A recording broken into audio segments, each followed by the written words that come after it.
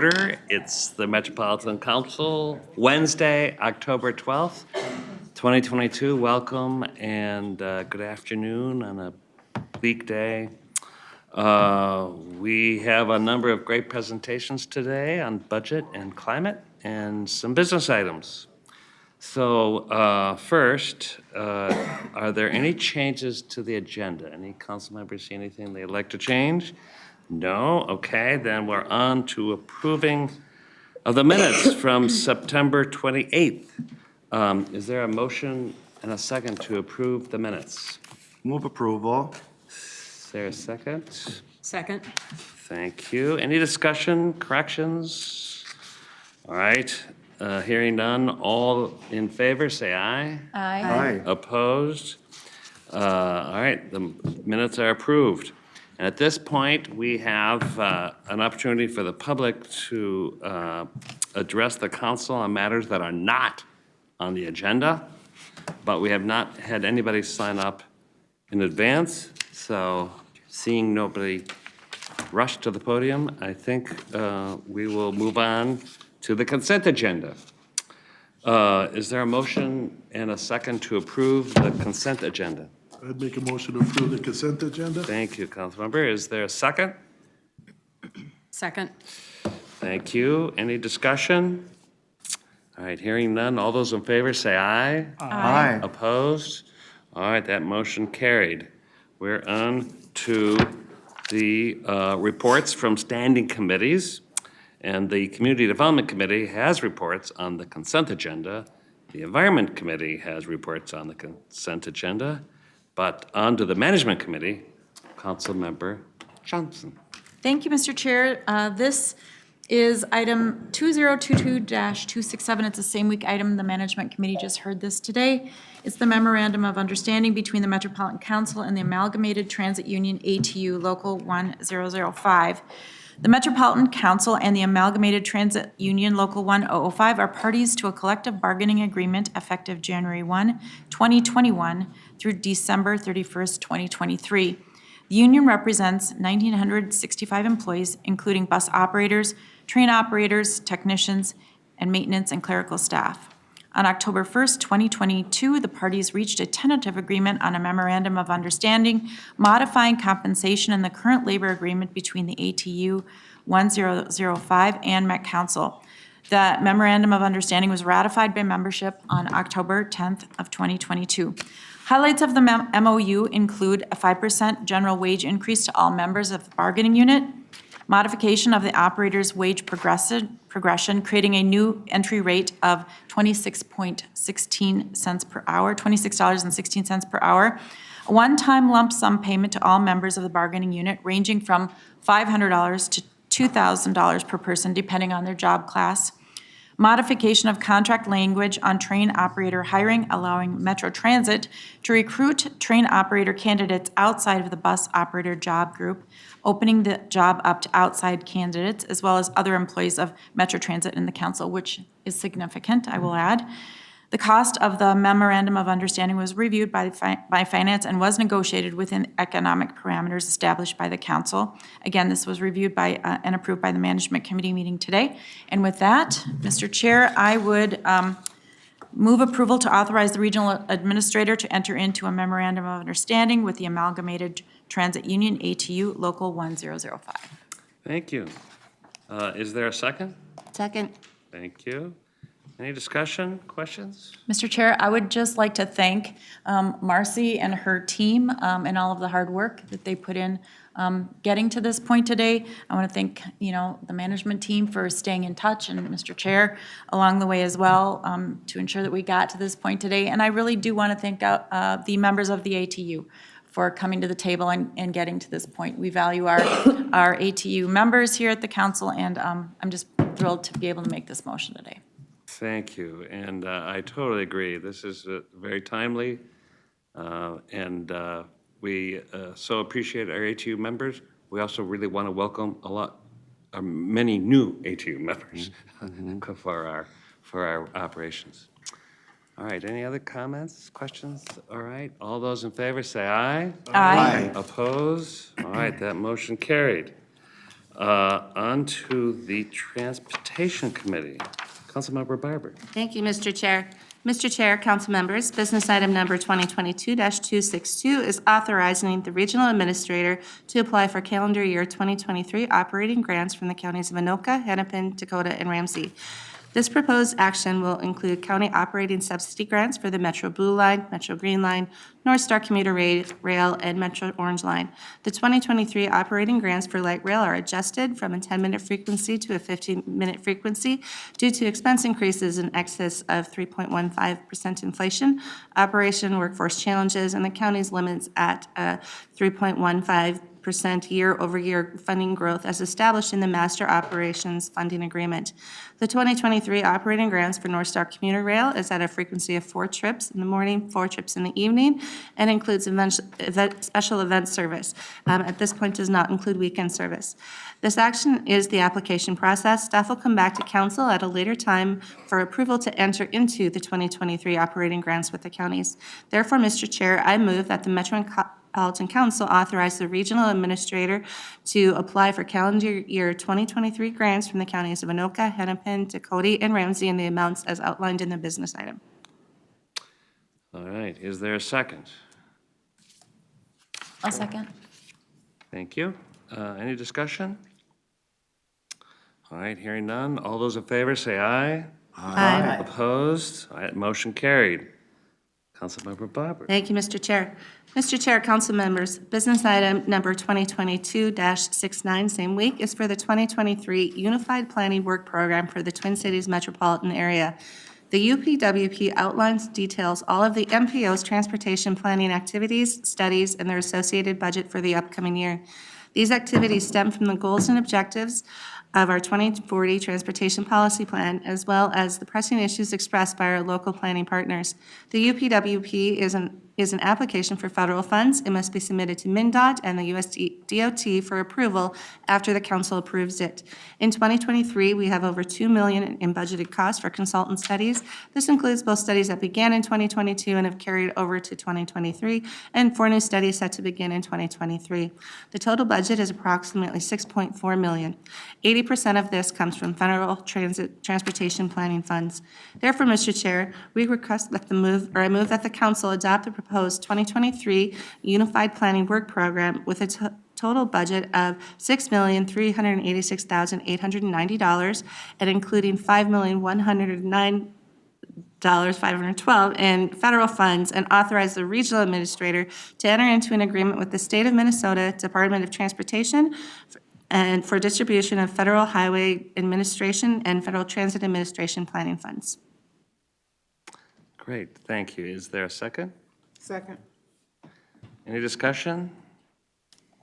All right, all those in favor say aye. Aye. Opposed? That motion carried.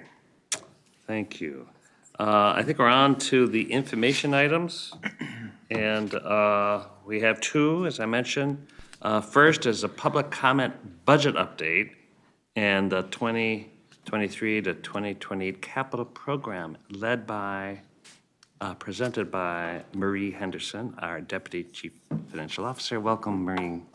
Good afternoon, Chair and council members. My name is Marie Henderson. I'm the Deputy CFO, and behind me today is a whole bunch of people that will be presenting our exciting 2023 to 2028 capital I saw budget. only your name, but I looked across and said, you are leading an army of talent, so thank you. Thank you, Mr. Chair. We're just I'm going to kick it off, but all the talent is behind me that you will hear very shortly. Yeah. So we can go to the first slide. We will see that we have arrived at our middle step of the adoption of the 2023 unified budget. So on that slide, on August 24th, the council adopted the preliminary budget. Well, that would be very helpful, wouldn't it? It's me. Sure. There we go.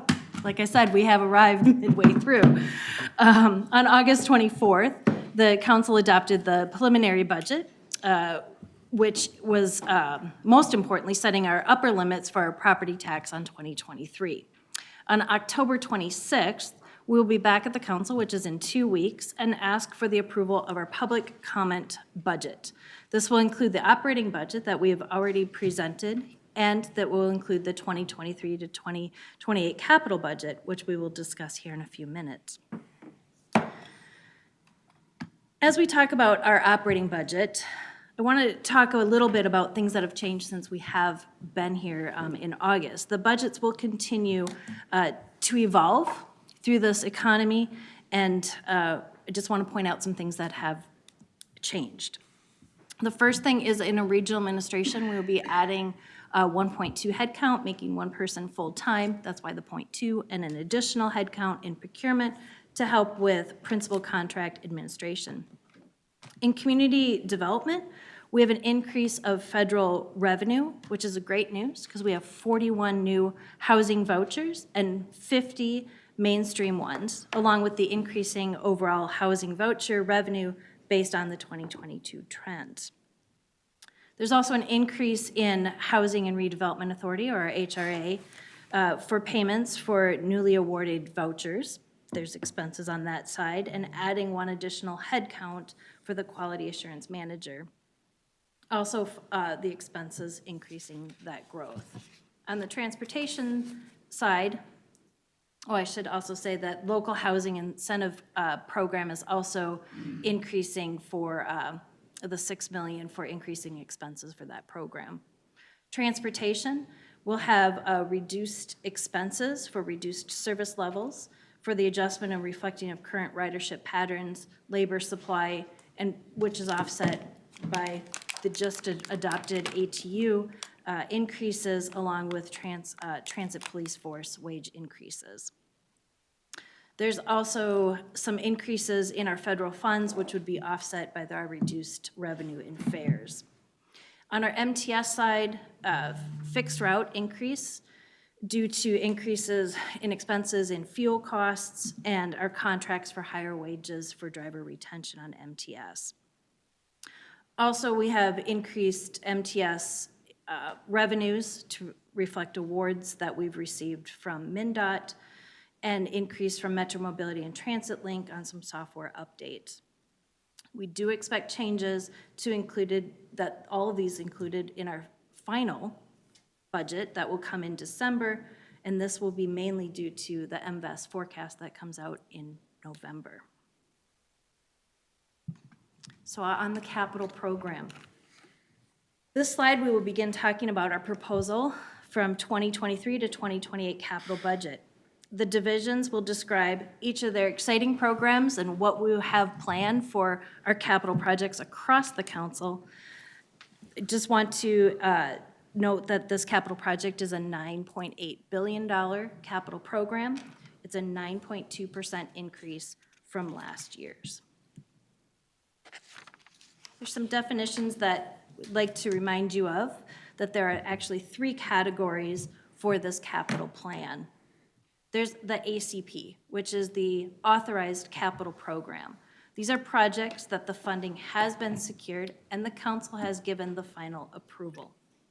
This chart of the ACP shows 2 categories, one that's been authorized and spent, and one that's been authorized and unspent. Then the CIP, or the capital budget program, is what's been planned now for the next 6 years. This category is the plan, but the funding has not been secured and the council has not given final approval on that category. And so that's the overall summary of the budget. Spending for authorized, what we're really focusing on in the next year of 2023 of the $2.9 billion, and then the rest of that for planning for the out years. With that, I'll bring up environmental services so they can start talking about the programs that they're investing in. Thank you. Thank you. Good afternoon, Mr. Chair and council members. My name is Ned Smith. I'm the Director of Finance and Pretreatment for Environmental Services. We will jump right in. So breaking that down to a lower level, you can see that we're pretty much focused on the treatment plants is where the majority of our spending will be by department. That kind of shifts and ebbs over time, and as we look at the different timelines, you'll see how that changes. For uses by category, we'll get into what these definitions are, but majority is focused on preserve. And since we're dealing with systems that are up to 100 years old, that is a good way to spend our money. Expand is acknowledging the growth in the region, and then improving is things where we're either making things more efficient or also responding to environmental or new regulations. And then on sources, you can see the majority of our funding comes from our regional source. That's our general obligation council bonds. We'll dig in a little bit more on what those look like. PFA is the Public Facilities Authority. That's the state revolving funds from the state. And then PAYGO is pay as you go. That's where we use operating funds instead of borrowing.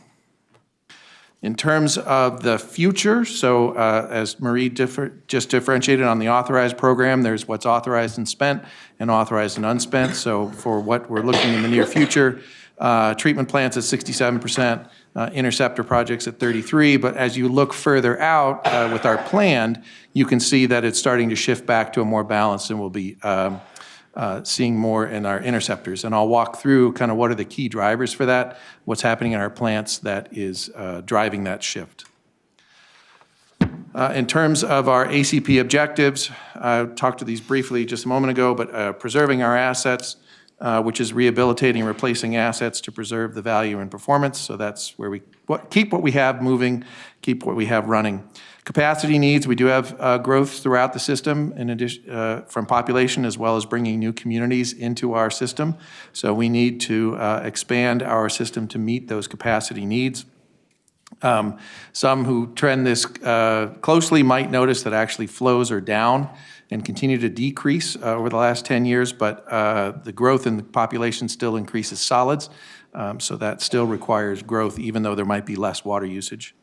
And then improving our quality, again, that's helping us with our regulations, looking for new environmental solutions such as reusing wastewater and increasing system reliability, and then conserving and generating energy. And we'll talk through actually a couple of those programs that are coming up in the plants. But you can see the shift, the breakdown here is pretty similar to the overall plan across all the categories. So what is the roadmap for the future spending? We've got some pretty big mountains to climb coming up, and that is, we do have some confidence in our ability to spend most of that because we are doing so much more work in the plants in the next couple of years. And we're doing some big programs in the plants. And so it'll be very focused, but 800-pound gorillas, and so that should increase our ability to execute our capital plans. In terms of how this breaks out, we've got $1.3 billion for our authorized capital program. $778 is out in the future where we haven't identified the funding source or authorization yet for that. All that rolls to the $2 billion you've seen. But in terms of next year, we're looking at $243 million is the planned capital expense for 2023. In terms of where do we get our money, PFA is the Public Facilities Authority, and if you've ever heard of SRFs or state revolving funds, those are the monies that are approved by the federal government that then get passed down to the states through the PFA, and it's basically a loan subsidy. And for that, it gives us about a 1% interest rate discount. In 2022, we were able to get about $50 million. It was in the I can't remember the exact, let's call it less than 2% and for 20-year fixed. They did not pass a bonding bill in 2023, so, they did not pass a bonding bill in 2022, so that may temporarily limit how much we can get in 2023. Right now, it's looking like about $35 million, but if a bonding bill is passed in 23 or 24, there's an opportunity to retro fund some of our projects, so we might still be able to get the full $50 million. Our second source is council general obligation funds. These are secured using our wastewater revenue. We are proud of our AAA bond rating, which keeps our interest rates low. In 2022, we offered $48 million at about 3.25% interest rate back in March, which was quite low compared to what other folks were getting. If anyone refinanced in March, you probably didn't get 3.25%. So we're very happy with that. We do think in 2023 it will be higher. And as we look at our cash flows for 2022, that will determine how much we're going to need to borrow in 2023. But it'll be between 50 and 100 million is our rough estimate. And then pay-as-you-go, as I mentioned, is using your operating funds, and we have got that set at about $11 million per year that we use for PAYGO. So some highlights of our upcoming program. There are 6 major treatment plant projects in the 2023 capital program that are highlighted here. And these are going to be under construction within the next 6 years. First is our Metroplant services building and site improvements. It's a design build project that will relocate about 60 environmental services staff who currently office in temporary trailers. And those temporary trailers are 20 to 30 years old. So that's a really old temporary trailer. And those are going to be, and we'll also have some leased spaces that'll centralize or consolidate into the new services building and the new field services building next to the Metroplant Analytical Laboratory. The design build contract will be awarded this year and construction will be completed by 2024. The picture at the top right depicts the plan for adding on to the Metroplant Analytical Laboratory. Another one is the Metroplant 4th Incinerator. It's a design build project that will help us preserve infrastructure and meet capacity needs, so this is a twofer. The 3 existing incinerators operate 24/7. The 4th incinerator will allow the plant to take the existing incinerators out of service one at a time to perform renewal work. Those incinerators are going on a little over 15 years old, so it's time to do some comprehensive rehabilitation. The design build contract will be awarded in 2023, and construction will be complete by 2026. Picture at the bottom left depicts the expansion of the existing solids management building needed to add the 4th incinerator complete with energy recovery and air pollution control equipment. So this also is an improve because it'll increase our ability to generate our own electricity and that we can use to run the Metroplant. It also generates heat that we can use to heat the plant in the colder months. In addition, we have a new Hastings wastewater treatment plant that's going to be located about 2.5 miles southeast of the existing plant, which is located in scenic downtown Hastings. So we are eager to improve the scenic nature of downtown Hastings by removing our plant. That's going to go to 2445 Ravenna Trail. The new plant will have a treatment capacity of 3 million gallons per day and will be expandable to 10 million gallons per day as there's growth in the region. The new plant will be constructed using design build delivery, and that's 2024 through 2027. The picture at the bottom right is the proposed layout of the Hastings wastewater treatment plant. The 2023 capital program for treatment plants also includes a new Crow River wastewater treatment plant located in Rogers that will free up interceptor capacity for urban core growth. And our Blue Lake wastewater treatment plant improvements of phase 1, which will consist of renewal of our solids treatment facilities, adding a 5th digester, and improving our liquid processes. And finally, we'll be doing some programmer logic controller renewal, PLC. That PLC project will replace about 150 PLCs at 8 wastewater treatment plants due to obsolescence. On the Interceptor program, we have about 120 active Interceptor projects in the capital program right now. So here are just 5 of the kind of the newest and the biggest that are going to rehabilitate facilities that have significantly deteriorated or have reliability issues. These projects are near completion in design and will be advertised this winter. The first is the Excelsior Area Lift Station, L20. And that calls for the abandonment of the existing L20 lift station, which was constructed over 50 years ago. A new gravity interceptor pipe will divert flow from the lift station L20 to lift station L19 in Excelsior. Next one is the Coon Rapids 4NS-525 rehabilitation project.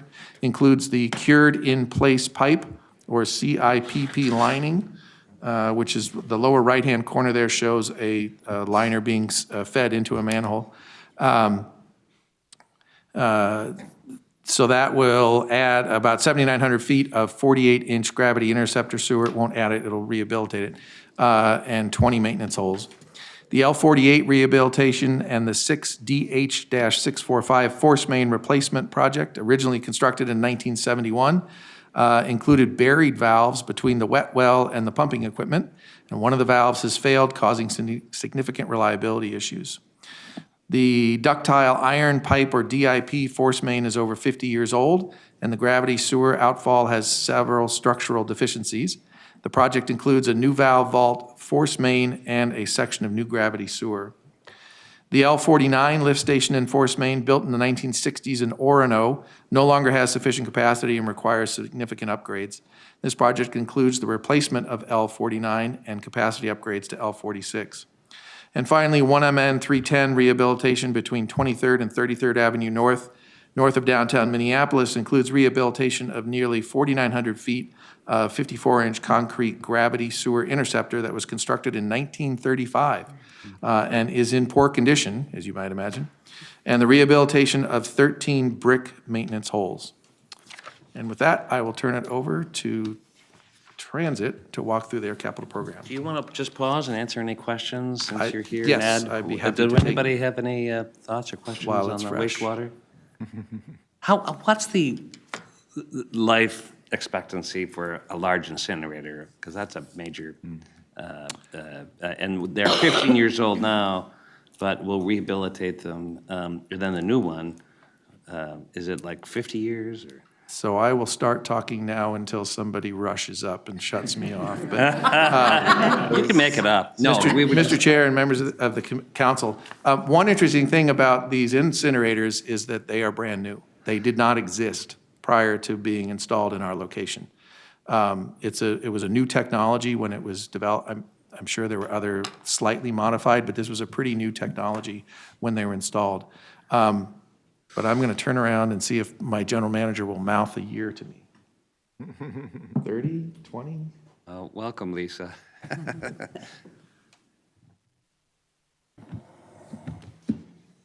Truth be known, as we preserve them, we're almost replacing them as we go. A major, That's why we have such a big project while we build the other one. We also have to do some significant rehabilitation with the others. So we really can't say that it's going to last 50 years and then for sure we have to replace it. I think we'll figure that out as we go, but we have to keep them running and reliable. So preservation is the key.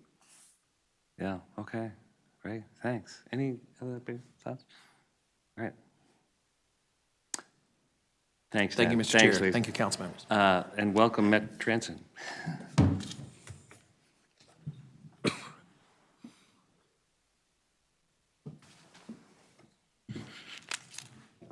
Mr. Chair, council members, Nick Thompson, Deputy General Manager, Capital Programs.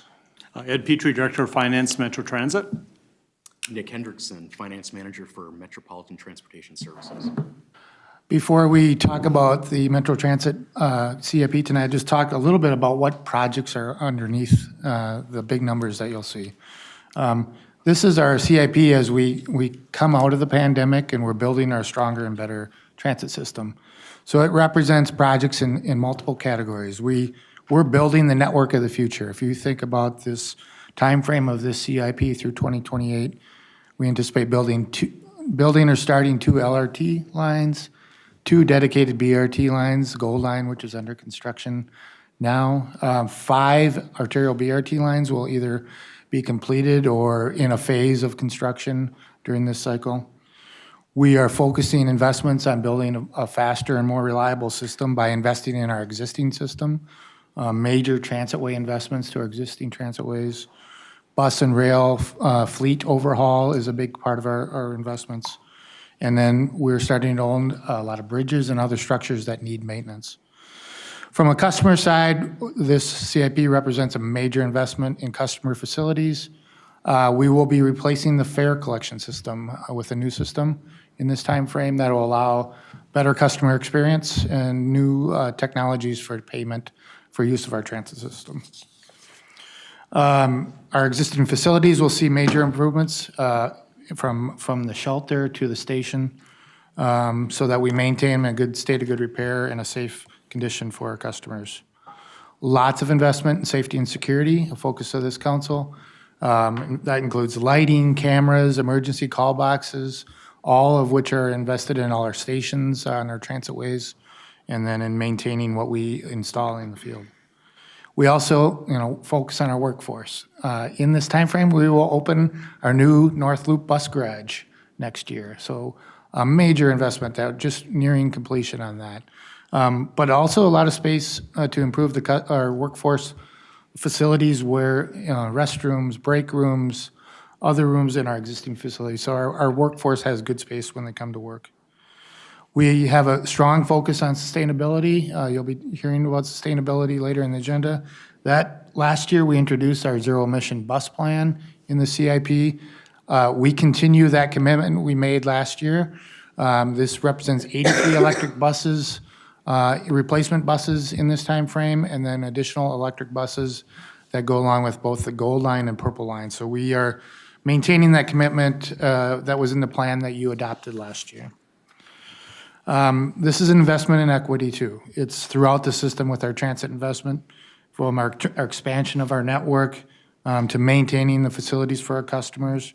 A strong continued commitment in our Better Bus Stop program is reflected in this. We are meeting the ADA growth in our region through metro mobility and investment in making sure everything is ADA compliant on our system. And as I mentioned, our zero emission fleet we feel is a strong equity investment also. So what you'll hear tonight, what's new here too is a significant new federal funding with the infrastructure bill that is allowing us to do several new projects because of that increase in investment from the federal funding. So this is a CIP that reflects that increase now over that time frame. So I'll turn it over to Ed. Thank you, Nick. Okay, now moving to some of the numbers. First of all, the overall capital program, as Maria had mentioned, this is the overall capital program, which includes what has been authorized and already spent, authorized and unspent, and then future planned. So the total is $7.38 billion. You can see on the side, it's really heavily predominated by the transitways. About 68% of the funds are transitways, which are mainly Metro Blue, Metro Green Line, and the various BRTs. Our second item, which is the second largest item, would be the replacement of fleet, which would be both Metro Transit fleet and all the Mts fleet and all the Metro Mobility small buses. Then we have facilities. Other costs are mainly transit technology costs, as Nick had mentioned, it's all of our transit technology, but also includes a revamping and an upgrading of our fare collection system during this period of time. On the uses, you can see the largest piece is expansion, about 73%, $5.3 billion, heavily again predominated by the transitways, the Blue, Green Line extension, all the various BRTs. On the sources of revenues, you can see 43% of our revenues are coming from federal sources, which could be federal new starts dollars, federal small starts dollars, our normal 5330 or 5307 formula, the 5337 state of good repairs on both bus and rail, and then, as Nick mentioned, the bipartisan infrastructure funds. They're all included within the federal dollars. We have state funds, which are mainly on our various light rail lines and BRT lines. Local funding would be contributions from the counties for those respective transitways. And the regional bonds or the regional dollars of $764 million, that's the regional transit capital. If you recall, every year we ask for bonding authority from the legislature to issue bonds so we could issue regional transit capital bonds. Those bonds are used then to match the federal dollars of federal grants. Generally, a federal grant is set up with an 80-20 split. 80% federal, a 20% local match. So we use that local match of regional transit capital so we can buy our buses, build our shelters, build our garages, et cetera. So if you want to look at the future spending within the CIP, now this is on the left-hand side is what's currently authorized. So we still have $1.8 billion that the council has already authorized through our various capital budgets that we brought forward. That's 1.8 left to spend. It's heavily predominated again by transitways, about $1.5 billion. Then you can see we have funds in there for fleet, customer facilities, and other. On the planned, which is our future period, now for the year 2023 through 2028, future dollars that we're planning, the funding is not yet secured for those dollars. We're planning for it, we forecasted for it. Once those dollars become available, as you are aware, then we will come to you or come back to the council with quarterly budget amendments, then move it from the planned, move it into the authorized. The biggest piece, as again, consistent with the authorized, is transitways, and the second largest piece would be fleet. Some modifications that we made to our overall program last year and this year, first of all, is maintaining our assets into a state of good repair, and filing our transit asset management plan with the FTA. Back in 2018, we had to file our first plan with the FTA called the Transit Asset Management Plan. That plan has to have periodic updates every year, but then we have to do a complete refresh every 4 years. And in fact, just last week, we did the complete refresh and resubmitted that to the FTA based upon our 4-year cycle. As Nick mentioned, we will be opening the new North Loop bus garage sometime in the spring of 2023. It's amazing, you've been seeing this thing come up out of the ground, but we should move into revenue service early '23. Nick has talked about the bus electrification program. We do include within our program 83 electric buses, and then electric buses for the Gold Line and the Purple Line, which are part of their project budgets. We have a focus to maintain our assets into a state of good repair for both of our public facilities and our support facilities. As Nick mentioned, we have a significant amount of dollars set aside for our fare collection equipment upgrade. That's two different pieces. First of all, we have our Gfi Fare Boxes on our buses. They are of a vintage mid-1990s vintage. What we have done with those fare boxes is we're working on a full replacement plan over a 10-year cycle.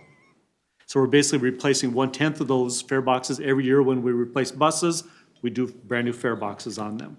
But we also have the replacement or upgrade of our current cubic system. If you recall, we went live with the cubic system with the Metro Blue line when we opened the Hiawatha line back in 2004. We did a major upgrade to the system back in 2009 with North Star. And then, so basically it's been our current system since 2009. So we're proud of it. The fact is that 2009 to 2023, that's 14 years for a technology investment. That's kind of unusual, but we've been able to really get our investment out of that investment, if you will, for lack of a better term. Metro mobility growth, Nick will talk about that. We're meeting the metro mobility growth. One of the things you'll notice within the CIP is the fact is that the Metro Transit buses have about the large buses, 12 to 14-year life. The small buses, which are the Metro mobility buses, generally have a 5-year life. So many of those buses could replace twice during the CIP cycle. That we also then, as Nick talked about, we have the capital program, the equity priorities. Some of the adjustments we've made is we have Metro Transit buses anywhere running from 12 to 14 years based upon their utilization and based upon how good the bus is yet so we can continue to run it. We've reviewed all of our project timelines. We looked at all our costs. One of the final points here is those that we've reviewed our travel behavior based on changes that we're noticing with the customers. Coming out of COVID, we're noticing different changes with the customers, different travel behavior changes. We no longer have our Monday through Friday peak, morning peak, afternoon peak. We're noticing a lot of the ridership. The higher riderships are Tuesday, Wednesday, Thursday, a little less on the Monday, Friday, but we're also noticing ridership is going pretty much throughout the day. You don't really have your peak period morning, peak period afternoon. So we're looking at all those travel behavior changes when we're buying our buses, forecasting buses, and identifying when we would need them, and also working with the number of operators we have and forecasting that forward. Fleet, as we talked about, we have within the 2023 through 2028 plan, $949 million planned to spend for fleet. We currently have $107 million that's currently authorized that would be purchasing either large buses or small buses, and also some of the non-revenue vehicles, which would be cop cars, supervisor vehicles, those types of items. On the plan side, we planned for an additional $842 million for fleet. We replace all of our buses for the fleet plan. One of the things that we also have done over the last couple months is we went through an FTA triennial review about 3 months ago. One of the things that they're looking at, not only with the council, but also with all transit agencies across the United States, is the fact is that as a result of COVID, impacts of COVID, everybody has their bus fleets. You're generally supposed to run at a 20% spare factor. The council was higher than the 20% spare factor because we're running less service and also impacted by the number of operators we have. So one of the things that the FTA requested of the council, which would include Metro Transit operations, MTS, and the private providers, all the regional providers, we had to provide the FTA, which will be submitting that, I believe it's the first week of November, our plan to when we'll be in compliance back to that 20-year percentage. So this is something that they're asking of all transit agencies across the United States. This is something that we're all in the same boat, if you will, because of changes with our pattern. MVTA bus garage, that's an Orange Line connector that they'll be building.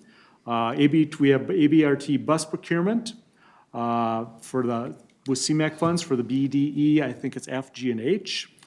Nick talked about the zero emission fleet, and we will also continue the overhaul of our rail vehicles. This slide gives you a feeling for the number of buses that we will be replacing during the CIP cycle 23 through 28. As Nick mentioned, we'll be replacing about 340 buses on the Metro Transit side. It's a combination of standard Arctic coaches and some electrics. The MTS side is just over 1,200 buses. You can see that's mainly predominated by the small buses, Metro Mobility buses, 958 buses. We will also continue overhauls on the Blue Line, Green Line, North Star to maintain those assets into a state of good repair.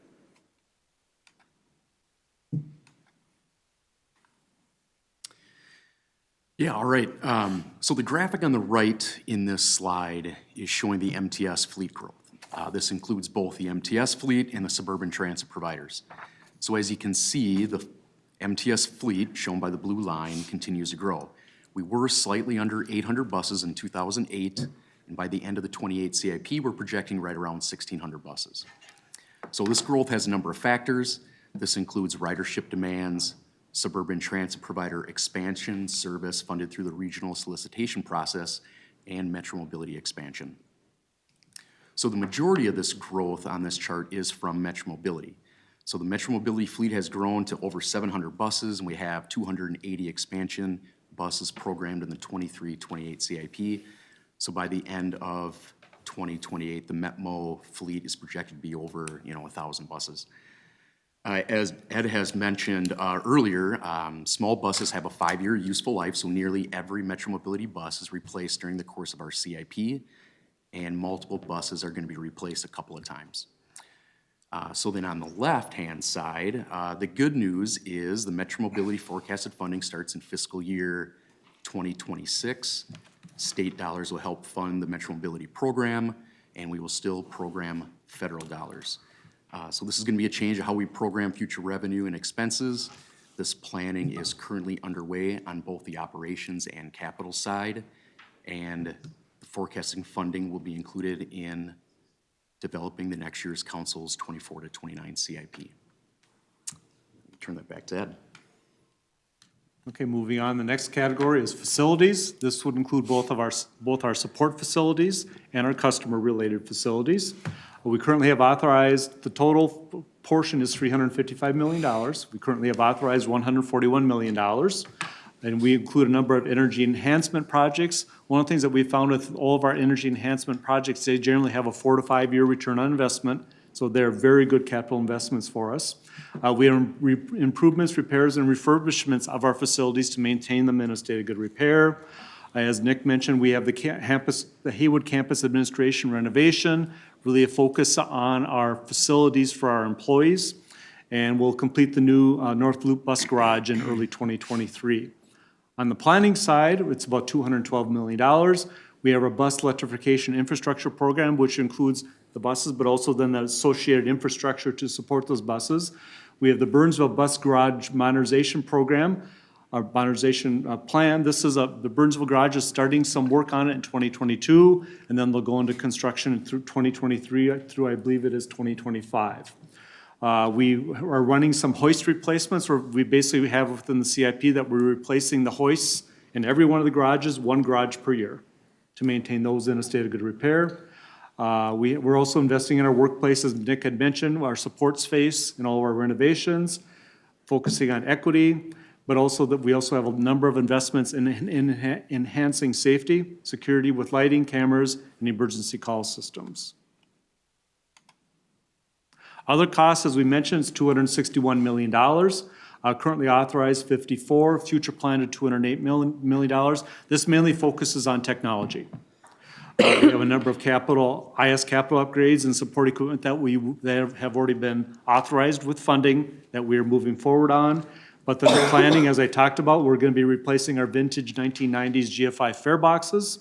We're going to be upgrading or replacing the cubic fare collection system, doing a lot more closed caption TV systems on the LRT and on the fleet, and also improvements to our message and real-time sign replacements for our customers. The big piece that we've talked about over the last few minutes is on the transitway side. That is the largest piece of our CIP, $3.3 billion. We currently have authorized future spending to complete yet of $1.5 billion. That would be dollars for the Metro Gold Line, Southwest, the Blue Line, and some of the BRT, ABRT projects. But we do have future planned within our 23 through 28 cycle of $1.8 billion that we'll bring in once those funds become available. Bring them in. That includes Metro Blue and Green Line extensions, continued funding for the BRT and ABRTs, which included the gold and various BRTs, ABRTs, the B, E, F, G, H. Continue work on our LRTs, our interlocking, all the parts. If you recall, a couple years ago, we did the major interlockings at the warehouse station on the LRT. We will continue that work going down the line. We have some light rail and North Star, some ADA and safety improvements, number of rail replacements, but the bottom line is maintaining all of our assets into a state of good repair. And with that, Chair and committee members, we would stand for any questions on transit. Any questions for transit? Councilmember Johnson. This is a great presentation, super comprehensive, and these are important expenditures. I just want to always keep in mind that operating and staffing goes along with it. So as we continue to move ahead, the council's going to have to be mindful, which we know of how we operate and staff, and you know, building it is one thing, one-time money, but then the continued tails going forward. So this is really helpful to understand that those big numbers broken down, and I just appreciate this. Thank you. Thank you. One other question, Mr. Chair. Sure. I heard a lot about technology and systems, and tonight at management, we talked about enterprise management that's moving forward here at the council. So I assume that with the vendor that we're going to be moving forward with, all of this will be wrapped into the analysis to make sure that we're integrating systems across the council like we need to be, and kind of moving away from that model that we were under 20 years ago with some siloed systems. So I see heads nodding, so that's Chair and committee encouraging. members, you are correct. I'm working with Craig and Marie Henderson on that. So yes, Okay. yeah, we are very involved in that. Excellent, really appreciate that. That helps me to even feel more comfortable with these big investments, knowing that we're kind of structuring how we do things differently. Yep. Thank you. Any other thoughts, questions? Go ahead, Phil. Thank you, Chair. I just was wondering, with Metro Mobility, looks like it increases pretty fast with the number of vehicles, and then they only last for 5 years versus up to 14 years on others. Are there ideas that you have for, reducing the cost of it, or at least leveling off of our growth in that area with budget-wise?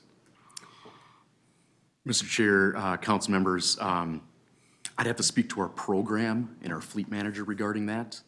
I don't have that specific answer of, what are some of the ideas that they're, talking about. Okay, all right, thank you. Ed, this is kind of a bus guy question, but as the FTA is looking at reducing the reserves of spare buses, because we're not using as many miles, we don't have as many miles on our fleet currently because of reduced service.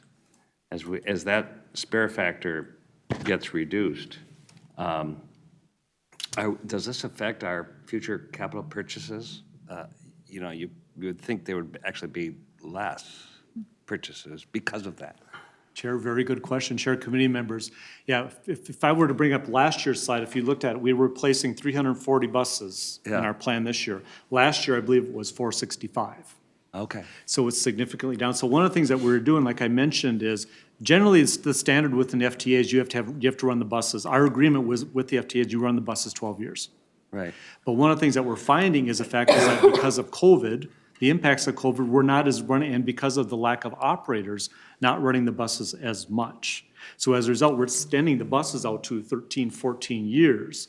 So the plan, the spare factor plan that we had to lay out for the FTA that said, this is the total buses we have. Right. This is what our planned replacement cycle is. This is when we plan to replace them, keep them into buses, and buses that we're planning to run longer, and then buses we're planning to dispose of.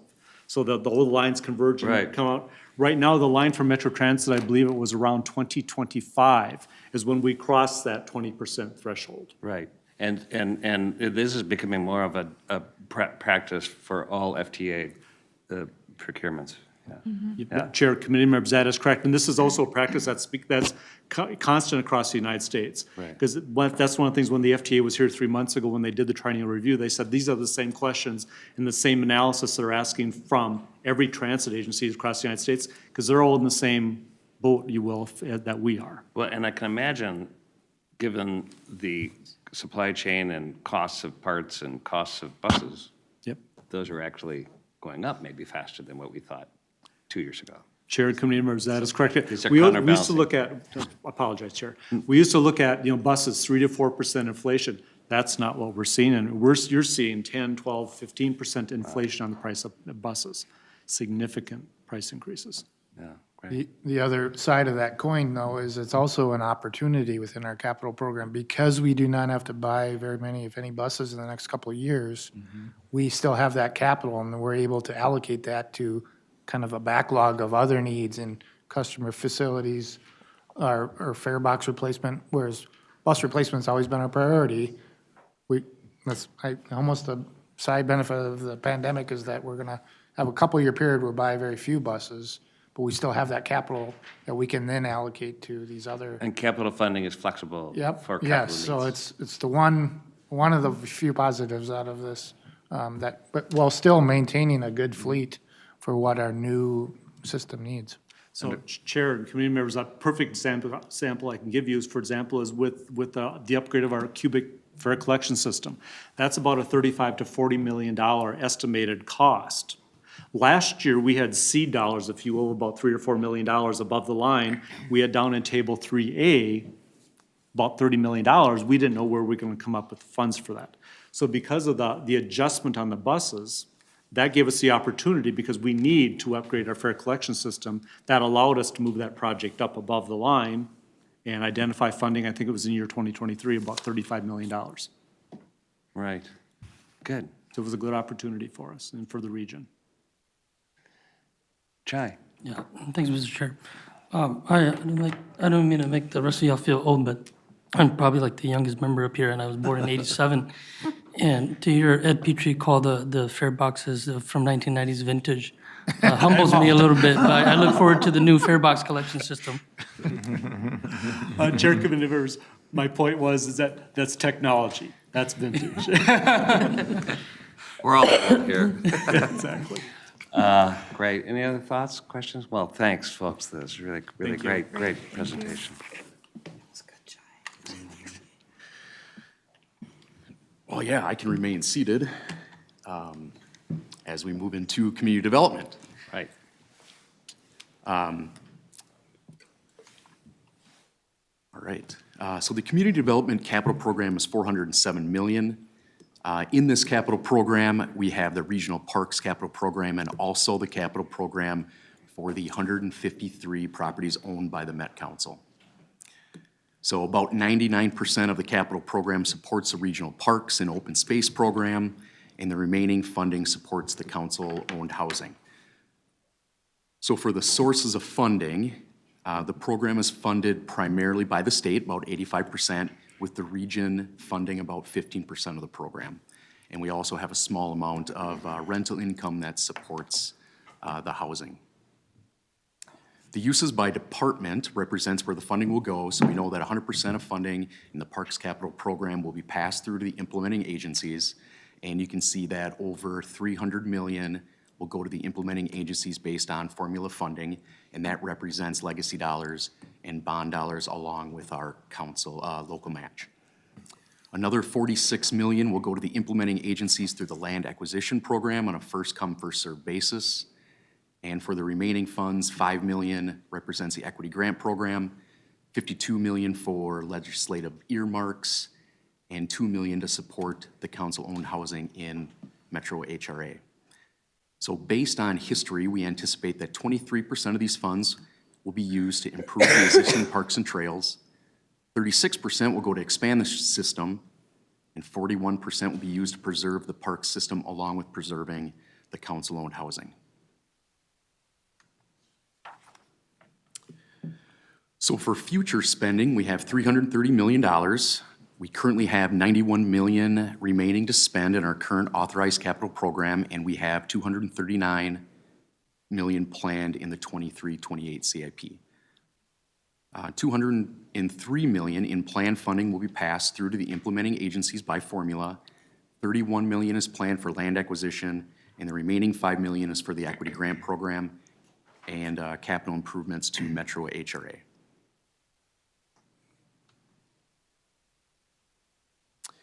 The regional parks and open space system provides a wealth of opportunities for recreation, exercise, and preserves significant green space and wildlife habitat. And in 2021, the regional park system had over 64 million visits.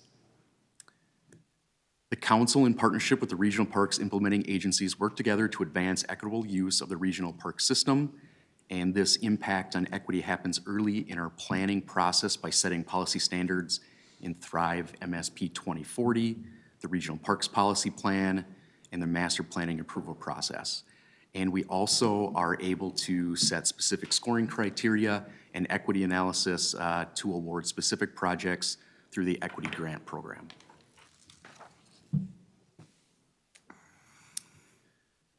In the Community Development CIP, the major commitments include a council match to anticipated state of Minnesota investments and funding the Equity Grant Program.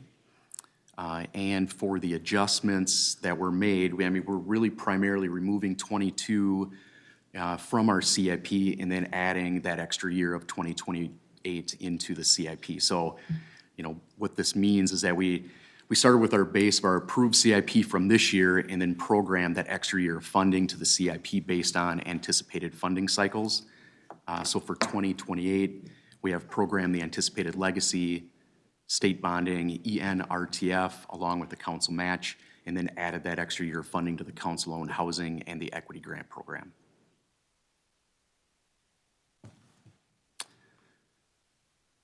Um, 100% of our parks capital funds are passed through the implementing agencies, which I have mentioned before, but these are the following programs. So as you can see in this graphic, 3 of the 4 programs are sourced through state funds.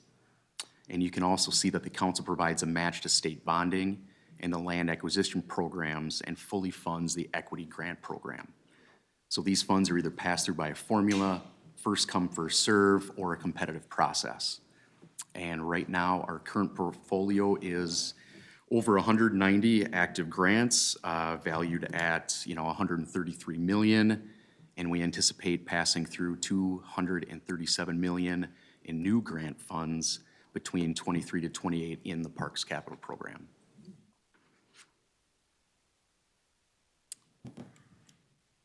And here we have the capital program that supports the 153 properties that are owned by the Met Council. And just as a quick history, the council acted in 1999 to establish the Family Affordable Housing Program. The U.S. Department of Housing and Urban Development provided the council with 28 million, and the council purchased 150 units on the open housing market between 21 and 24. 2001, 2004. And most recently in 2022, 3 more units were purchased through a partnership with the city of Edina. As these properties age, we also need to preserve these assets. So small routine maintenance and repairs are still being budgeted in the operating budget, but these large capital improvements will be in the capital program. So it's a quick example, ongoing repairs might be fixing a window, that would be on the operating side. A capital project would be replacing all the windows or replacing the roof in the home. So we currently have 600,000 authorized in our ACP, and we are planning on about 250 in future spending per year using the program's rental income for capital repairs to preserve the 150 properties that are owned by the Met Council. And that is the last slide. So, yeah, thank you for your time. That's the CIP for the 23 to 29 CIP. And the one thing I'd like to mention is I'd like to thank all the staff for all their hard work and dedication to help pull this together and help develop the council's CIP. And I can answer any questions for community development. Any questions for community development? Phil? Right, thank you, Chair. I just was wondering, could you give me a makeup, or at least a rough makeup of the units? Like, is it some single family, some fourplexes, large apartment buildings, you know, that kind of thing? Could you maybe give me an idea what those units look like? Yes, do we have anybody specific from HRA that would like to speak to that? Good evening, council members and Chair. My name is Stephanie Paulson. I'm the Assistant Director with Metro HRA. The 153 units are a combination of single-family homes, townhomes, and duplexes. Okay, thank you. Arita? Thanks. Being a part of the Housing Work Group and the Community Development Committee, we've talked a lot about the council-owned housing. And one thing I guess that I have missed was that there was a gap between 2004 and 2022 since we purchased housing. It's a long time. That's a long time, and as we've heard from many of our advocates, there's a lot of pressure to have more deeply affordable housing available. So I'm hoping that as we plan into the future, we look at the timing of how we purchase these council-owned homes so that we don't have such a long gap, because we're already so far behind, and getting caught up just makes it even harder if we stretch out the time between purchases. Thank you. Great comment. Councilmember Mr. Chair, Pacheco. maybe it gets to Councilmember Sterner's comments that how many do we really have in 3-bedroom and bigger family? I think we're building a lot of 1, 2 bedrooms now, maybe 2 bedrooms, but for particularly immigrant families, there's a larger family to be considered. Absolutely, that's a great question, council member. When we purchased the 3 units with the City of Edina partnership, our goal was to locate units that were 3, 4, or 5-bedroom units to serve the needs of families that are larger in our region. One of the units that we purchased was actually a 3-bedroom unit that we converted to a 5-bedroom unit to accommodate, because we have the largest stock of 2-bedroom units in our portfolio. And so I don't remember, time seems to stand still, maybe a year ago. We did receive preliminary approval from the Community Development Committee to start exploring a disposition and acquisition kind of process for the Family Affordable Housing Program to update our portfolio. And we're working with HUD to kind of work through those final steps. But it is definitely a goal for our portfolio to be able to house larger households. Yeah, Councilmember Johnson. And to that point, great point. It's just really rewarding too to see that our housing vouchers from HRA are going into some of the developments that are that where the developers are putting in 3- and 4-bedroom homes. I was just at another one up in Maple Grove. I had to miss the last CDC meeting, but it was just super to see the families that are in there, and that we're really working to make sure that we're supporting those developments that have those 3- and 4-bedroom units, and those will be affordable units forever because they're built for sustainable affordability long into the future. So appreciate that aspect of it as well. Great, Councilmember Bento.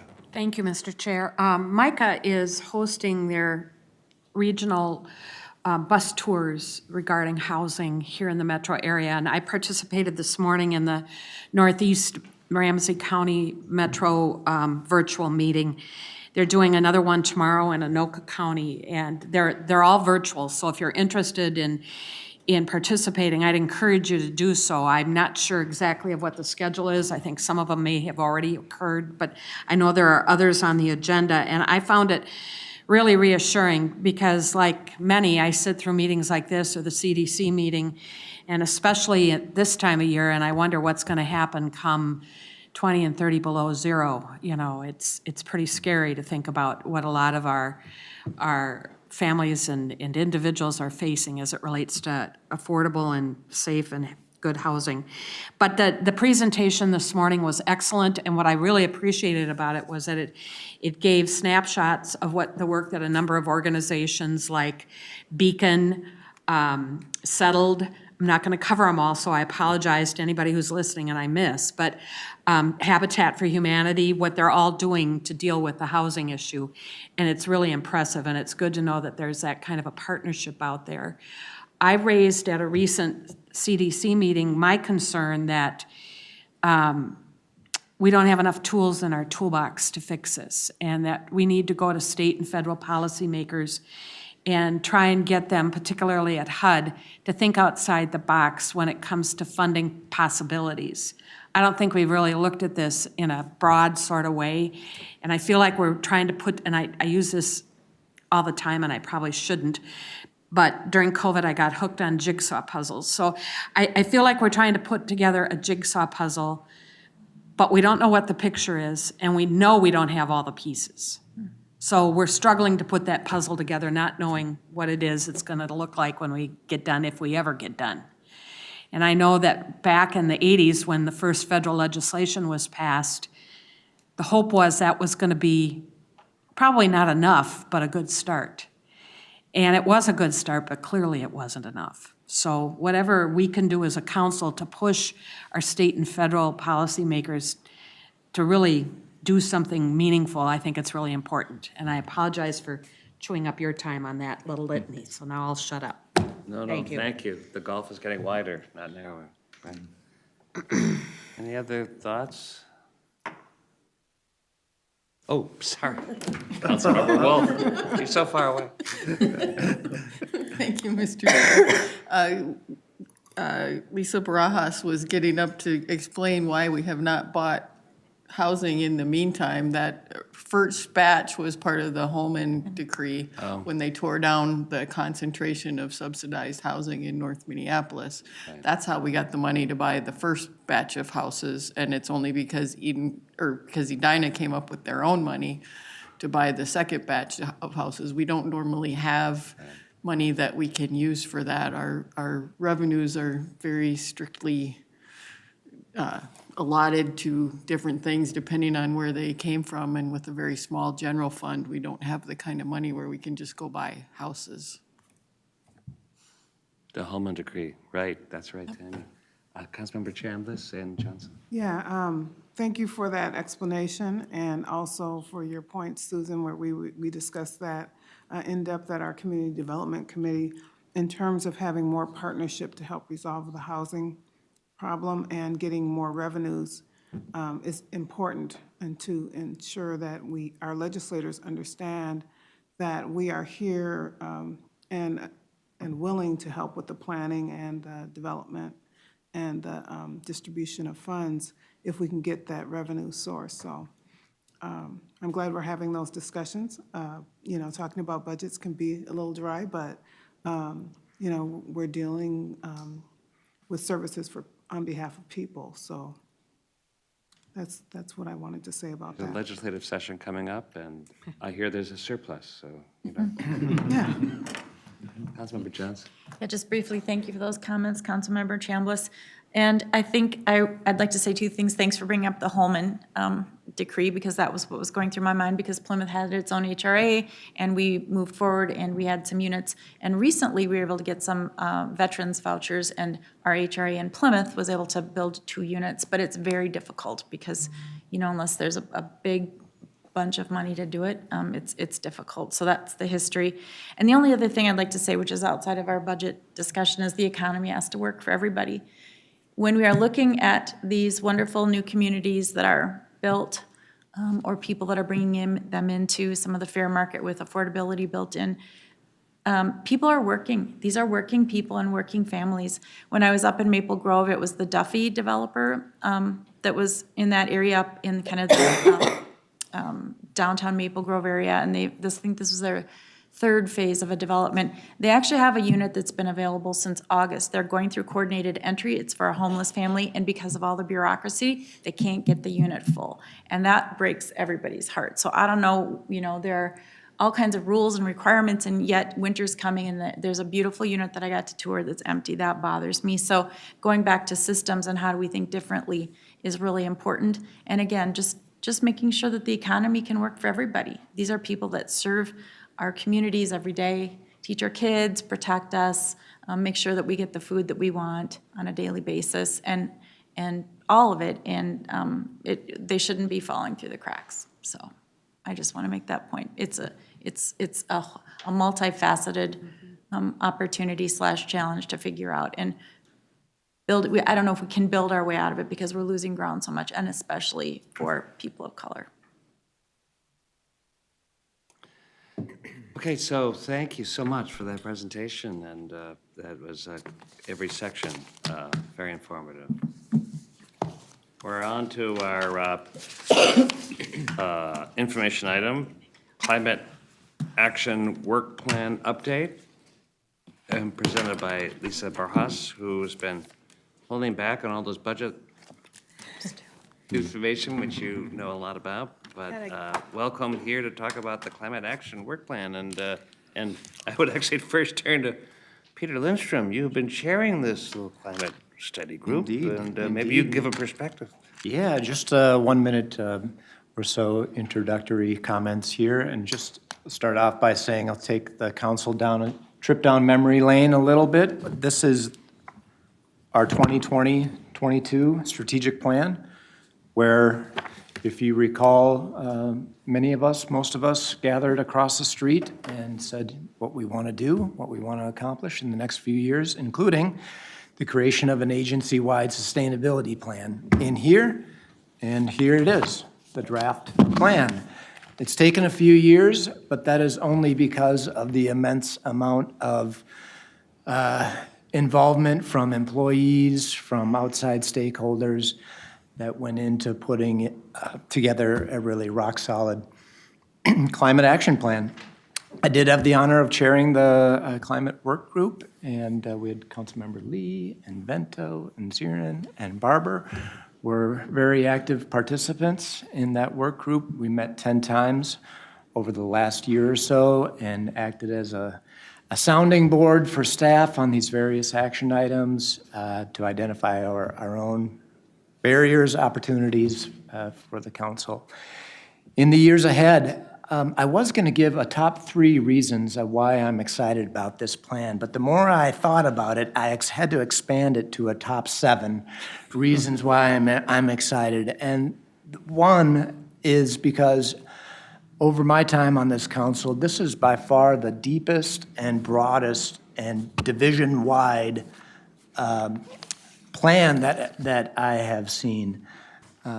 These action items that you'll hear more about in the next few minutes are not just edicts from above, but really are ideas that have bubbled up from our staff, the staff that will actually be responsible for implementing them in the years ahead.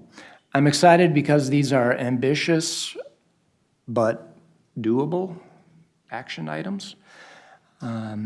It's going to be tough, but I think we've got the team to do it. I'm excited because these are near-term goals, 3 to 5 years. This is not setting a goal of, being carbon neutral by 2050 and then setting it on the shelf and forgetting about it. These are things that we can measure ourselves this time next year, in 2 years, 3 years, et cetera. This draft climate action work plan aligns with the state climate action plan, which is important because if you look across all of the state agencies, if you compare us to the state agencies, we are number 1 for emissions. Number 1. And being number 1 is great on a lot of different things, not when it comes to greenhouse gas emissions. And that's an outcome of the important work we do with transit and wastewater and these things that are energy intensive and consequently have a lot of emissions associated with them. I'm excited about this plan because it really centers on environmental justice, that our actions will be filtered through a lens of environmental justice. I'm excited because it builds on our existing efforts. You know, transit is climate work. Wastewater, doing it efficiently is climate work. Community development, efficiently planning out our land is climate work. And I'll finish up by saying the timing couldn't be better for this to be rolled out, both because there are tons of local governments that are focusing on this effort, but at the same time, the federal government is putting in tremendous resources. Just recently with the Inflation Reduction Act, huge commitment to climate action. The Infrastructure and Investment Jobs Act that passed before that, huge investments in upgrading our infrastructure, which we just heard, some of it's 100 years old and really needs it. And so all of that is climate work, and so I will turn it over to Lisa to take it from there. Well, thank you, and members who participated in the last couple of years. This is really exciting, and it doesn't feel like it was that long ago, but a lot of work has gone into it. Lisa. Thank you, Mr. Chair. Thank you, council members. I think Councilmember Lindstrom covered everything, so Yeah. I think we Are can there call any it. questions? We can go home. We can get right to the point. But no, I really appreciate it and really appreciate the leadership of the climate work group as well in supporting our efforts. And certainly our staff team not only was broad and interdivisional, but also many of them were contributing to the state's climate action framework at the same time as working on our own work plan. So really doing a tremendous amount of work and trying to align our efforts at the same time. So today, I just want to briefly touch on some of the things that Councilmember Lindstrom referred to in his remarks. I'll talk about our role, the purpose of our climate action work plan and why it's important, commitments that we're making in the plan itself and the strategies to fulfill them, and then refer to our matrix of proposed actions and the next steps for our project going forward this fall. So to get started, as Councilmember Lindstrom said, the Climate Action Work Plan really builds on the tremendous amount of existing work that the council has been doing over the last 10 years. But the intent is really to unify our efforts across the council to reduce our climate impacts and prepare for a changing climate. The Climate Action Work Plan defines our commitments, our strategies, and actions that will strengthen our ability to deliver services to the region through leadership, collaboration, and stewardship. These words should all be familiar to you. They're things we talk about in Thrive MSP 2040, things that we discuss frequently in our policy plans and even in your strategic action plan as well. Our Climate Action Plan also moves us forward on the commitment we made in Thrive MSP 2040 to become a regional leader on combating climate change and to work with others in that work. So as I mentioned, and as you're all very familiar with, we've been doing this work for quite some time, even as far back as in prior, probably before I started here at the council in 2007, I remember our environmental services folks getting rebate checks from Xcel Energy for some of the energy efficiency programs that they had been putting into place, even back that many years ago. But some of the more recent work is on the slide here, and if you're clicking through this online, these all link to resources on our website as well. But you've heard about from Transit just tonight, even on the zero emission bus transition plan and how that's folded into our capital program as well. And of course, energy efficiency in our wastewater operations. It's not something we do once, but that we're continually doing. And building off of this work, and as I mentioned before, really bringing together a unified program across the council of how we address this, not only to ensure that we're all rowing in the same direction, but also to learn from one another in our operations and where we can make improvements across our divisions. So just as a reminder, it has been a long timeline, and we started this work. We had intended to start in 2020, but a lot of our staff also, being that they are in operations, were obviously diverted for other purposes during 2020, and that really threw us off track, but really hit the ground running in 2021. And starting with identifying our current work, interviewing staff groups across the council about what everyone was actually currently doing and how they might relate to one another. We also established our Environmental Justice Task Force, an interdivisional team to develop an assessment tool to help focus our work in the climate work plan. We analyzed gaps, studied what other agencies were doing, including agencies across the nation that were similar in their operational profile as the council, and developed our climate strategy focused on mitigation, which is reducing our greenhouse gas emissions, and adaptation, meaning that we're becoming more resilient to the impacts of climate change, which we're already facing today. You heard our environmental services colleagues talking about flooding impacts in some of the interceptors and lift facilities or lift stations that were in need of rehabilitation and even changing location. We then moved on to where we are right now is currently engaging with peers and environmental thought leaders for their feedback on actions, including our state agency partners as well, with whom we work very closely. And then, of course, in this quarter, where we have Q4 of 2022, while it says adopt the plan, is where we'd like to get to, but that starts with engagement with you all at council meetings as well as at your committee meetings for deeper discussions. So just to refer to why and start our foundation of why a climate plan. As I mentioned earlier, our operations are already being impacted by climate change. So we want to do our part to meet, and we also want to do our part to meet state climate goals.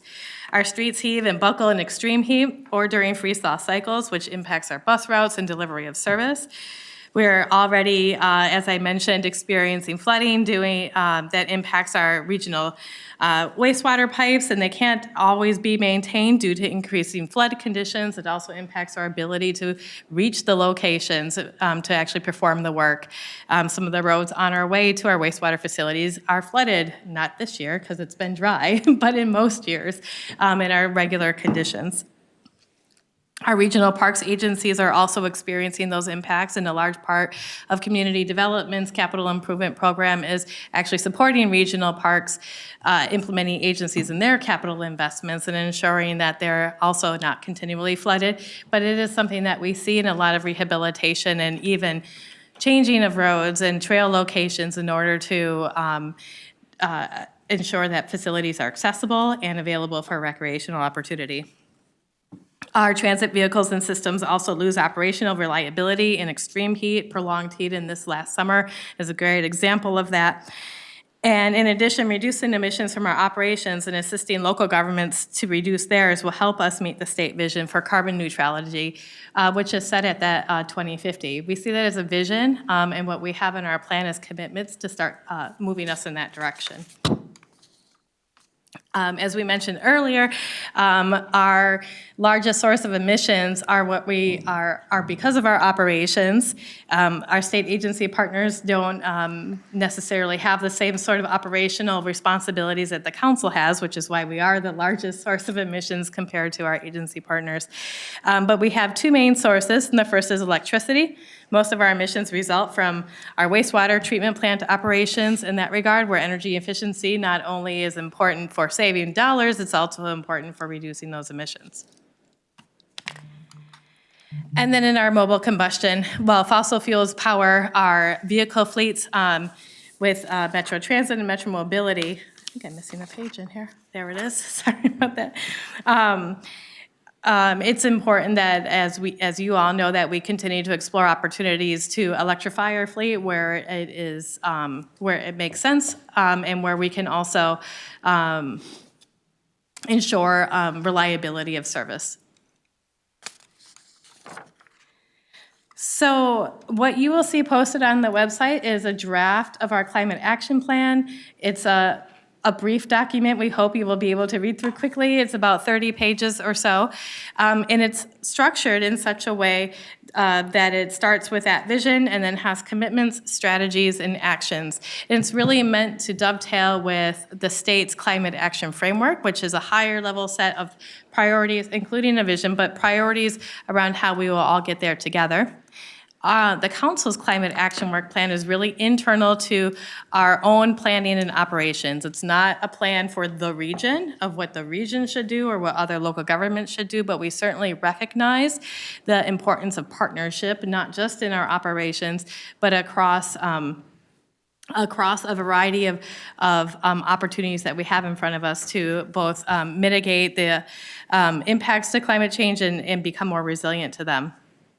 As Councilmember Lindstrom mentioned, this is a 5-year timeframe with the goal of doing annual reporting on what we've accomplished in the last year, what we were able to, what barriers we might have encountered, what opportunities might be in front of us, and what progress we're making. And this plan certainly lays the groundwork for additional action beyond 2027. I will note, as Councilmember Lindstrom noted, that the plan is ambitious, and the intent is for us to kind of have a stomach bigger than, or our eyes bigger than our stomach. We know that sometimes there are opportunities for additional funding. I think these recent ones, the IIJA and the IRA, are prime examples of that having a plan that says, but for money, we would be able to do this. We wanted to be able to make those things clear. If we had this, we would be able to accomplish these items so that we are ready to take advantage of those opportunities when they become available, rather than kind of a scramble of what we typically see in the past when we haven't been organized in our efforts, where we said, I think we could do something. When's the application deadline? And trying to figure out and kind of rally a team to quick put in an application and hope that we could actually get that done. Taking this multi-year approach to think about, well, what are we already doing? What can we make part of our regular action? What could we do a little bit more with, or pivot or do better together? And then what else could we do if we had additional resources to do that actually sequences along with where we're at? So that's what you'll see in the plan as we dig in a little bit further. But first, I'm going to walk through strategies. I want to make a note before I do that. You'll also see posted on our website a shorter summary page. It's colorful. It's just the commitments and strategies at a higher level. If you want to read the rest of the text, you can go ahead and look at the plan. The commitments start on page 4 of the plan, so if you want to follow along, you can do so as well. But I just wanted to highlight for you these, I think we've got 5 commitments that are high level that direct our work going forward. So the first one being that we will incorporate environmental justice principles as we plan, implement, and evaluate our climate action work.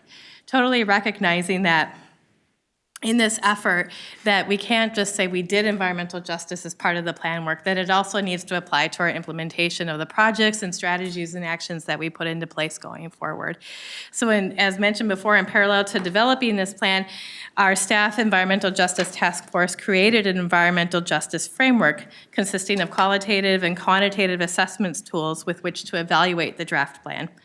The focus of our environmental justice efforts are to improve environmental outcomes for Black and Indigenous households, communities of color, and people with low incomes who have been disproportionately harmed by environmental racism, pollution, and climate change impacts. We will address these issues through equitable and intentional engagement, thoughtful policy creation, and service delivery that is focused on improving environmental conditions and enhancing climate resilience. Now, we already have to do Title VI work for a lot of our efforts in transit and in some state efforts related to wastewater. But in this, we are thinking more broadly and going beyond just checking the boxes of those requirements as well. The purpose of the EJ evaluation of our climate plan is to uphold our commitment to incorporating environmental justice principles in all stages of our climate work. Our second commitment is to accelerate emissions reductions from our operations to achieve carbon neutrality. And some high-level strategies that we have noted in here are to promote reduction of transportation-related emissions, to convene and partner with regional stakeholders to expand climate collaboration related to emissions, to track and report greenhouse gas emissions, and to maximize energy and resource recovery opportunities.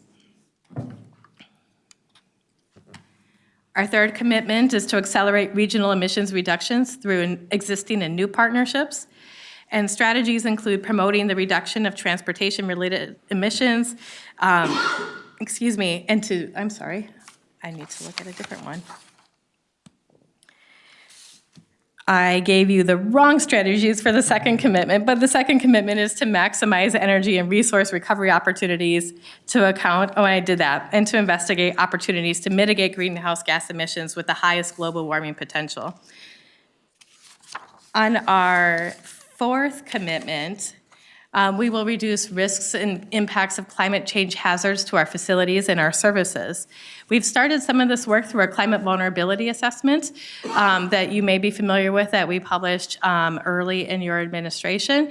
That includes a lot of recommendations for what to do in relation to inland flooding specifically. We're really good with managing floodplains along rivers because we're required to do that, but overland flooding and standing water in our roads and across our areas of accessibility have really come to the forefront over the last several years.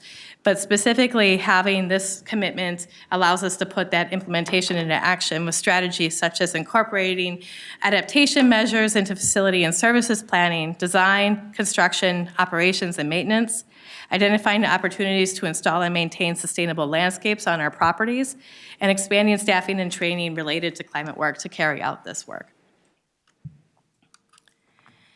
And finally, our last commitment here is to support and collaborate with partners to advance regional climate adaptation efforts.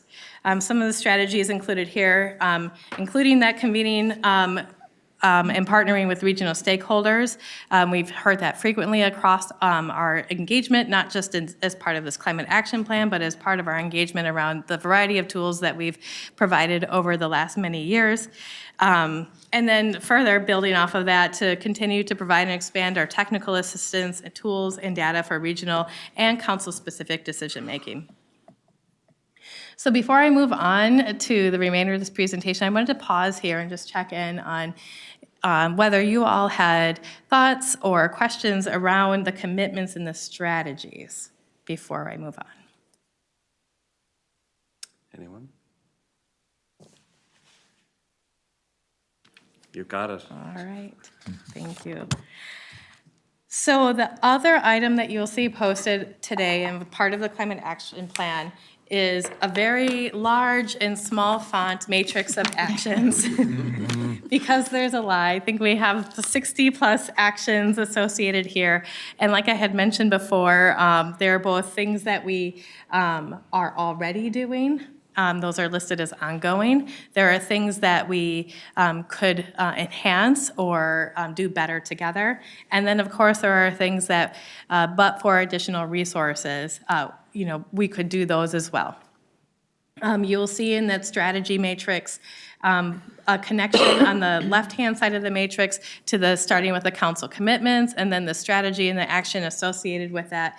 Then we also identify the lead division for that work, as well as the other divisions that would be participating in those actions to ensure implementation.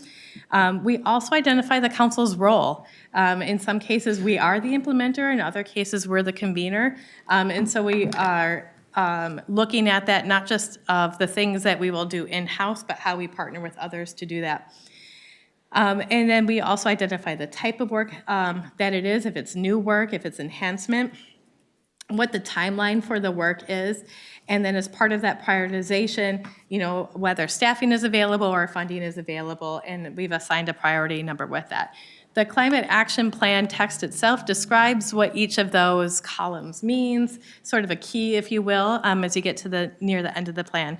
We are not going to talk about these actions tonight. It's a lot, but we did want to give you the opportunity to read over these, spend some time, over the weekend, by your fireside, keeping warm, and really dig into them and be prepared for discussion at some of our upcoming committee meetings. We really would like to hear your feedback on whether the actions, if there are any things that you have questions on, if there are actions that you're not so sure about, if there are any concerns you might have about any of them, or if there's anything that you think might be missing that we should be having on the list. And so we'll be really focusing in those committee discussions on the actions that are related to that committee, so transportation actions, that transportation committee, for example, so that we can have a deeper discussion there. And I just wanted to give you, sorry, I should have put this a little bit earlier, but in our environmental justice assessment, we, in this effort, our task force, as I mentioned, developed a framework that was applied to the draft work plan and has been incorporated already. That framework that our staff task force created was done with a lot of collaboration with peer agencies and other agencies across the region about what we should be considering, using what the state has, what other local governments have used as examples in other governments across the nation, as well as what they use for application within their communities as well, to really get a well-rounded, like, how are people doing this? And then applying that to our climate action framework. So that has already been incorporated, that feedback and the recommendation, into this plan.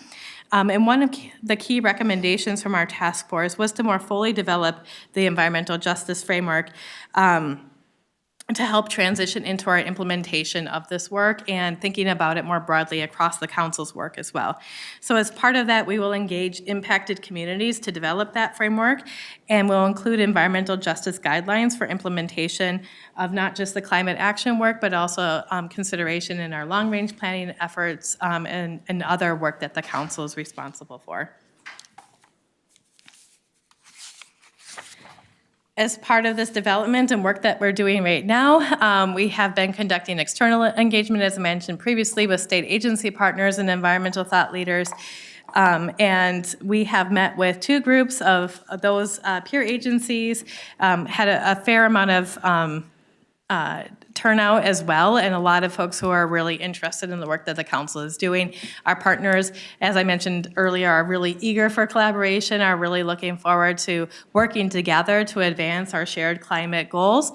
And our partners also had mentioned that how much they welcome the council's environmental justice approach to our climate work.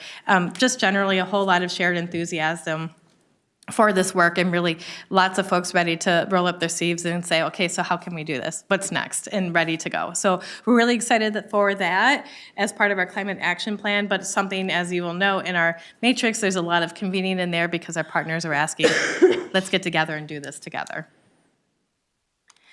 So to round us out, is our committee schedule on here, where you see we've got quite a bit underway. Our staff are, you're going to see a lot of us over the coming weeks if you're on any of these committees, but if you're in transportation, Councilmember Barber, you get to see a lot of us over the next month or so. But you can see those schedules coming through and having those deeper discussions, as I mentioned earlier, around the strategies in each of these committees. But certainly I would not limit it there. If there are other things that you have thoughts on in the plan itself, in the commitments or the strategies at the higher level, or even in the vision, we certainly welcome that feedback and input all along the way. After coming through our committees, which we hope to complete before the Thanksgiving holiday, you'll see we will return to a committee of the whole on the 16th of November to report back on what we've heard, what changes we might be making in response to all of this feedback. And then we'll spend a lot of time over the weeks after that to get the final plan into shape and bring that back for your final approval in December. And I should note that that should say December 14th. That's a Wednesday, your regular meeting, not the 13th, that's Tuesday. We won't come that day, but we will be here on December 14th. Finally, I just would like to thank all of the team members who have contributed to this plan. It has been a significant amount of work. Our project managers here on the screen have just done a remarkable job of leading a very large effort across this agency and engaging with a lot of staff, staff who are right down on the ground doing everyday actions in our operations, all the way up to folks like me who get to work with our state agency partners every day. I'd also like to thank Jean Landhammer from Communications for her leadership and support in our writing efforts and in our engagement efforts. She's excellent at keeping us organized and on track. And finally, as I mentioned, this effort wouldn't have been possible without the large team of staff from across every division of the council who participate in our climate action planning team, as well as on our environmental justice task force. It's their insights, their ideas, and their enthusiasm that have been so foundational and critical to moving this work forward. And it will be their efforts that will also get us into implementation as well. So with that, I would stand for any questions you might have. Well, thanks, Lisa. There's a lot here, and yet we're having a lot more conversations right in the next couple of months. Phil? Yes, thank you, Chair. My things, I'm looking at the committee schedule, and I know we're talking about environmental justice, but I'm seeing the Equity Advisory Committee on there, and I think it's real important to put that on the schedule. And I'm also on the Transportation Accessibility Advisory Committee, part of our transportation, and I know it's a smaller buses now, but they really have great ideas too. So I'm wondering if we could possibly put those two committees on the schedule here. Mr. Chair, Council Member Sterner, we actually we don't have them on the schedule for the Climate Action Plan itself, but we are planning to return to the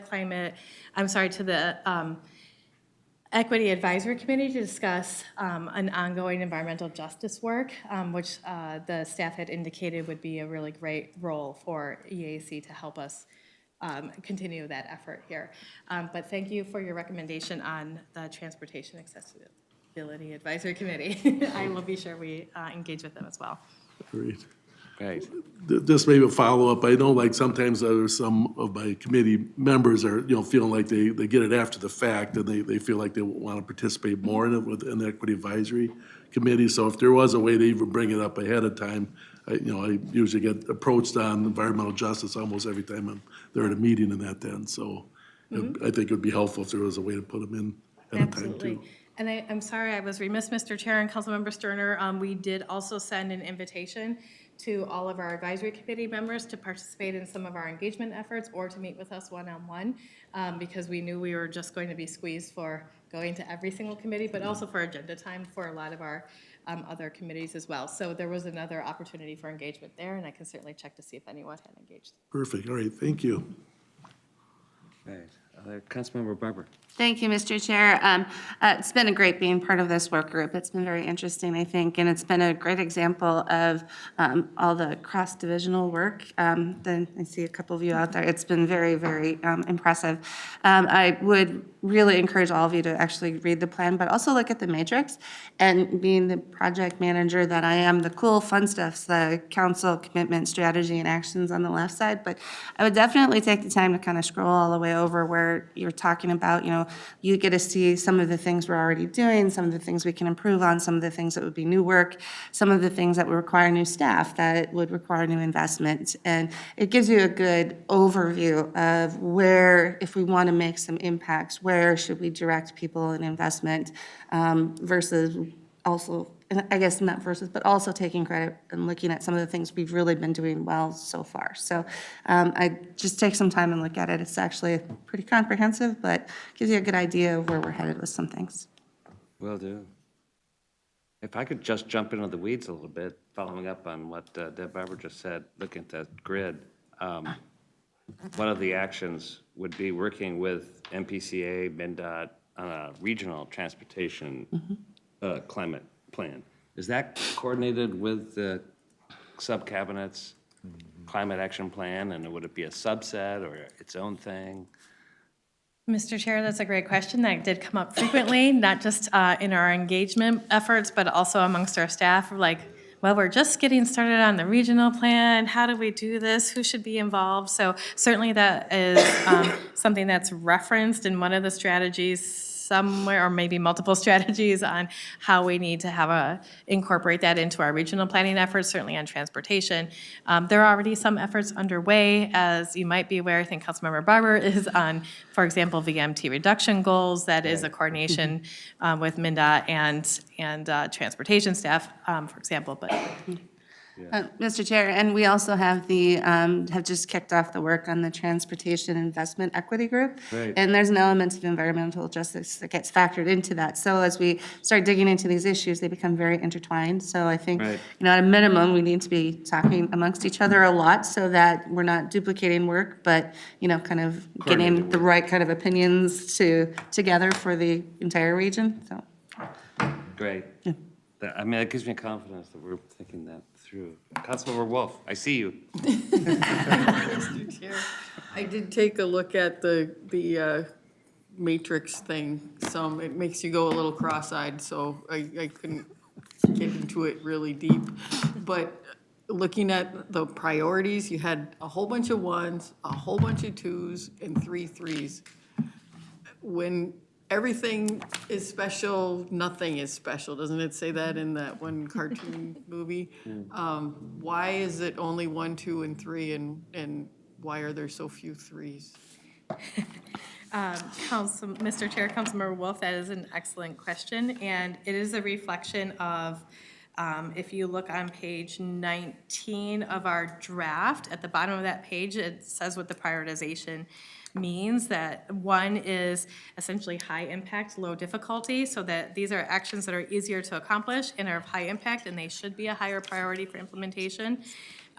2 is major projects, so they're high impact and high difficulty. So actions that are difficult to accomplish but have a high impact and worth doing but may take more time to implement and should be prioritized carefully. And 3 are what we call fill-ins. They're low difficulty, low impact. So there's something that we could easily do but may not be as worthwhile. That's what that level of prioritization means. It does not necessarily mean this is the order we're going to do them. I think you'll want to look to more on the timeline piece for understanding better how we've organized them. Thank you. Great questions. All right, any other comments, thoughts? Okay, it sounds like a lot of work, great presentation, much more coming, more conversation. I know we'll all be engaged in that. And with that, thank you, Lisa, so much, and your staff. Do any council members have any reports or comments they'd like to share at this point? Councilmember Lee. Thanks, Mr. Chair. Excuse me. I just wanted to say, next Wednesday morning, I look forward to going to the groundbreaking for the gold line in my backyard. All right. Anyone else? Councilmember Vinta? And I look forward to going with Councilmember Lee. Good. And I would imagine Councilmember Gonzalez will be there too, along with our chair. Excellent. Okay. Count on it. Mr. Chair? Yeah, thank you, Mr. Chair. I'd just like to note that tomorrow I'll be attending a grand opening of a project at the Met Council, a housing project, affordable housing project that Met Council had some involvement. It's called The Beam. It includes 72, it's in North Minneapolis on West Broadway in the Harrison neighborhood, the Jordan neighborhood. It includes 72 income-restricted apartment homes at 50 to 60% of the area and median income, 20 income-restricted townhomes at 80%, and we contributed close to $1 million from 2 different accounts, the Livable Communities Demonstration Account and the Tax-Based Revitalization Account for this project. So just to note, we're working at it, we're trying. And also, if I may just take a moment, a sort of personal privilege, and to note that someone that's worked very closely with a lot of council members here is transitioning. This is Hannah at Paul Meyer's last council meeting, and I see that she's here in the audience. And so just to give a personal thanks for everything she's done for me, and I'm sure several other council members feel the same way. She's going on to a bigger and better position within Met Council. She'll be helping to represent us at the state capitol. So just to say thanks to Hannah. She's not leaving us. Duly noted. Thank you for mentioning that, and congratulations, Hannah. Wendy? I have actually a question. We have the employee appreciation thing coming up. Are we having buses from council facilities to get there? Oh, I don't know. We'll find out if there's buses to get to the location. Yeah, good question. We'll get back to you. Thank you. It's one of my first two Councilmember telegrams regarding Hannah. She's amazing, and it's been great working with her. So thank you, Hannah. Really appreciate you. Yeah, Hannah, you will be missed by council members, even though you're still here, and we'll see you. But what an incredible role. Yeah, appreciate that. Any other thoughts? No? And standing in, an interim regional administrator for a day, George? For an hour. Yeah. Anything to report? No, sir, we're good. All right. General counsel? No reports? All righty. Well, we're before 6, so another a well-timed meeting, a lot of substance to consider, and there is just a note that next week, you've seen the memo, but the committee of the whole is canceled, and so we'll see you all before then, but at a council meeting in 2 weeks. This meeting is adjourned. Thank you.